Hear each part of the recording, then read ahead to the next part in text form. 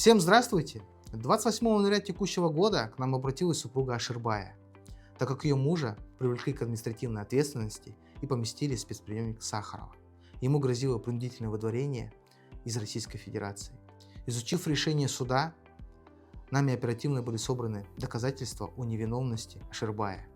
31 января суд апелляционной инстанции согласился с нашими доводами о невиновности Аширбая, и в этот же день он был освобожден из Сахарова. Более подробную историю расскажет сам Аширбай. Ассаламу алейкум, жалпы бир туугандар, кыргыз жамааты, мекендештер, Кыргызстанда, Россияда эмгектенип жүргөн мекендештер.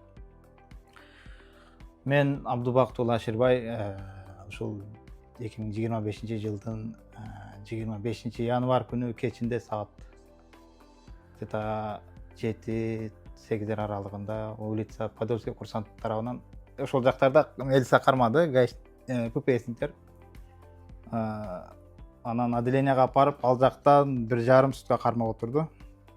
1,5 сутка, анан понедельник күнү сотко алып барышты. Соттон выдворение берди.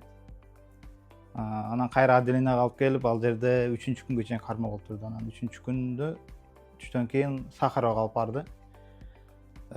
Сот болгон күнү мен выдворениени билгенде, келинчегиме айттым эле, что выдворение болду, мага кандай жолу бар экен, обжалование кылсак болот экен дегенде, келинчегим Алдар Айлтеевич юрист менен байланышып, ушулар жардамы менен чыктым. 30-январь күнү кайра менин сотум каралды, что мен бүт документтерим жакшы, базада бар болгону, бир эле буквадан адашып мени кармашкан экен да. Ошого булар соттон утуп алып чыкты Сахаровадан мени. Сахаровада 1,5 сутка жаттым.